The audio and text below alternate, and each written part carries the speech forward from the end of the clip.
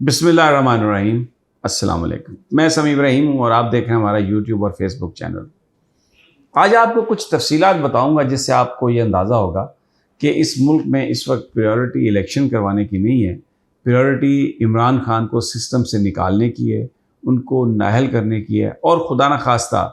اگر کوئی کسی نے پلان بنایا ہوا ہے ان کو ایلیمینیٹ کرنے کا تو اس کے لیے بھی راہ ہموار کرنے کی کوشش کی جا رہی ہے۔ میں اللہ تعالیٰ مجھے غلط ثابت کرے، اور میں جو یہ سوچ رہا ہوں یا جو کہہ رہا ہوں خدا کرے یہ غلط ہو، لیکن جو واقعات میں آپ کے سامنے رکھوں گا اس سے آپ کو اندازہ ہو جائے گا کہ اس وقت سارے ہی جو وہ جگہیں جہاں سے آپ کو جو طاقتور جگہیں ہیں، عدالتیں ہیں یا ایڈمنسٹریشن ہے، وہاں سے جو سائنز آ رہے ہیں ایسا لگ رہا ہے کہ وہ سب ایک ہی بات کی کوشش کر رہے ہیں کہ کسی نہ کسی طریقے سے عمران خان اس سسٹم سے آؤٹ ہوں، بھلے فزیکلی ایلیمینیٹ ہوں، بھلے ٹیکنیکلی ناک آؤٹ ہوں، but he should be out of Pakistani politics. یہ سب کچھ ہو رہا ہے۔ میں آپ کو اس کی تفصیل دیتا ہوں۔ آپ اس سے اندازہ لگا لیں کہ یہاں پر جو طاقتور حلقے ہیں وہ واقعی کتنے طاقتور ہیں کہ آج فواد چودھری کے لیے جو ان کی درخواست ضمانت تھی اس کے لیے پروسیکیوٹر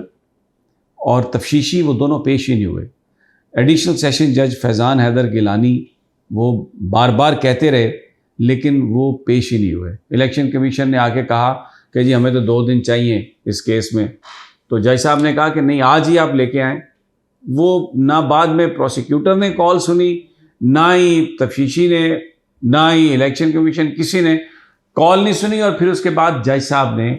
ایڈیشنل سیشن جج فیضان حیدر گیلانی نے سماعت کل 2 بجے تک ملتوی کر دی۔ آپ اندازہ لگائیں کہ درخواست ضمانت ہے اور جو پروسیکیوٹر ہیں جو وہ پیش نہیں ہو رہا ہے، تفتیشی پیش نہیں ہو رہا، جج صاحب کہہ رہے ہیں وہ نہیں پیش ہوئے۔ اسی طرح آپ کو یاد ہوگا لاہور ہائی کورٹ میں فواد چودھری کو پیش نہیں کیا گیا تھا۔ اب بجائے اس کے ہونا تو یہ چاہیے تھا کہ آئی جی کو طلب کیا جاتا، ایڈوکیٹ جنرل کو طلب کیا جاتا اور پوچھا جاتا ان سے کہ کیا ہے، لیکن جج صاحب نے یہی مناسب سمجھا، یا دوسرے لفظوں میں انہوں نے اپنی جان چھڑائی سارے معاملے سے، یہ کہہ کر کے جناب ٹھیک ہے کل آپ پیشی کے لیے آ جائیں، کل آپ کی درخواست کی سماعت ہوگی۔ اب کل بھی آتی ہے درخواست، کل بھی پروسیکیوٹر آتا ہے یا نہیں، کل بھی الیکشن کمیشن اپنا جواب دیتا ہے یا نہیں، ابھی ہمیں نہیں پتہ، یہ کل ہوگا۔ اب آ جائیں ذرا، میں نے جو آپ کو کہا کہ کس طریقے سے ہو رہا ہے کام۔ بینکنگ کورٹ میں آج ممنوعہ جو ایک فنڈنگ کیس ہے عمران خان صاحب کا، اس کی سماعت تھی، اور جج ہیں رخشندہ صاحبہ، انہوں نے کہا کہ جی عمران خان کو 10 فروری میں ہر حال میں پیش ہونا ہے، اگر وہ نہیں پیش ہوئیں گے تو ان کی ضمانت کینسل ہو جائے گی۔ وکیل صاحب نے کہا عمران خان کے کہ ان کی طبیعت خراب ہے، ان کی حالت خراب ہے، تو اس لیے وہ شاید پیش نہیں ہوں گے۔ اب جج صاحب نے جو آرڈر کیا ذرا وہ آرڈر سنیے۔ انہوں نے یہ کہا ہے کہ اگر آپ نے کوئی نئی درخواست بھی دی اس دن تو بھی میں ضمانت عمران خان کی منسوخ کروں گا۔ اب سوال یہ ہے کہ کوئی غیب کا علم نہیں جانتا، خدا نہ خواستہ 2 دنوں بعد 4 دنوں بعد عمران خان صاحب کی طبیعت واقعتاً خراب ہو جاتی ہے زیادہ، کوئی ان پر اور کوئی وجہ بن جاتی ہے، کوئی خدا نہ خواستہ کوئی حملہ ہو جاتا ہے، تو جج صاحب نے آج یہ فیصلہ کر دیا ہے کہ کچھ بھی ہو جائے میں نے 10 فروری کو ان کی جو میں نے ضمانت منسوخ کرنی، اور میں ابھی سے بتا رہی ہوں کہ اگر آپ نے کوئی ضمانت درخواست دی آپ نے کوئی اور، تو میں اسے منسوخ کر دوں گی۔ اب مجھے یہ بتائیے، میرا یہ سوال ہے کہ کیا ایسا بھی فیصلہ ہوتا ہے کہ آپ پیشگی کوئی ابھی درخواست آئی نہیں اور اس کا فیصلہ دے دیں؟ جب بھی کوئی درخواست آتی ہے اس کے اندر جو پوائنٹس ہوتے ہیں جس کی بنیاد پر وہ درخواست ہے، عدالت اس پر اپنا مائنڈ اپلائی کرتی ہے، اس کو دیکھتی ہے آئین اور قانون کے تحت وہ ہے یا نہیں، اور اگر وہ قانون کے تحت نہیں ہے تو اس کو ریجیکٹ کر دیا جاتا ہے۔ لیکن یہ فیصلہ اسی وقت ہوتا ہے درخواست کے مندرجات کو دیکھ کر۔ لیکن جج صاحب آج ہی کہہ رہی ہیں کہ جناب میں یہ 10 تاریخ کو اگر کوئی اور بھی آپ نے درخواست دی تو میں اس کو مسترد کر دوں گی، اور جج آئیں عمران خان صاحب حاضری لگوا کے بھلے نیچے چلے جائیں، ویڈیو لنک پہ بھی میں حاضری نہیں لگواؤں گی۔ اب ذرا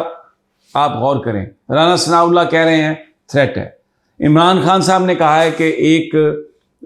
دہشت گرد تنظیم کو پیسے دے دیے گئے ہیں اور مجھے ایلیمینیٹ کرنے کا سوچا جا رہا ہے، پلان بنایا جا رہا ہے۔ اس سے پہلے وزیر آباد میں ان پر قاتلانہ حملہ ہو چکا، عمران خان کو گولیاں لگ چکی،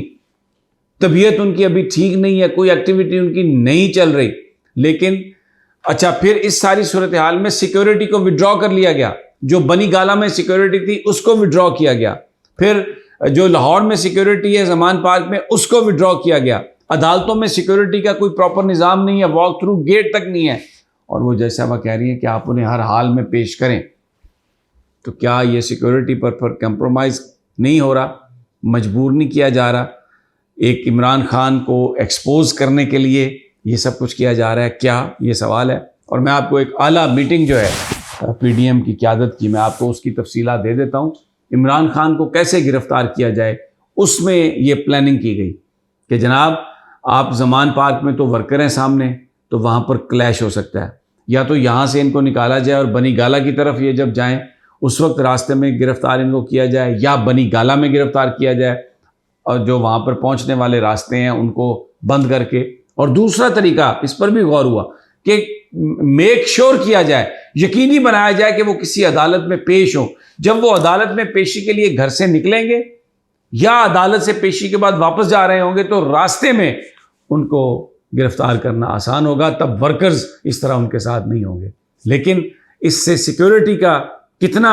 ایک کرائسس ہے عمران خان کے لیے، لیکن حکمرانوں کو اس کی کوئی فکر نہیں، اور آپ یہ بھی دیکھیں پشاور میں جو حملہ ہوا جس میں 93 افراد شہید ہوئے ہیں، اس ساری صورتحال کے باوجود یہ کیا جا رہا ہے۔ اچھا اس میں ایک اور بات بھی میں آپ کے سامنے رکھتا ہوں، اچانک تیزی آئی ہے عمران خان کے خلاف جو معاملات ہیں، اس میں آپ دیکھیں 7 فروری کو جو توشہ خانہ کا کیس ہے اس میں فرد جرم کے لیے انہوں نے کہا جی کہ وہ 7 فروری کو عائد کر دی جائے گی۔ بہت تیزی جو بھی عمران خان کے خلاف چیزیں ہیں، ان کے ساتھیوں کے حوالے سے جو چیزیں ہیں، آپ یہ دیکھیں کہ سینٹرل ورکنگ کمیٹی جو تھی مسلم لیگ کاف کی، انہوں نے چودھری پرویز الہی کو صدر بنایا اور سارے جو طارق بشیر چیمہ کو فارغ کیا، شجاعت صاحب کو فارغ کیا، لیکن آج الیکشن کمیشن میں الیکشن کمشنر کی سربراہی میں 2 بندے اور تھے، انہوں نے جناب وہ سارا کچھ کالعدم قرار دے دیا اور جماعت پوری کی پوری مسلم لیگ کاف کے سربراہ چودھری شجاعت کے حوالے کر دی اور ان کے بطور صدر ان کو بحال کر دیا۔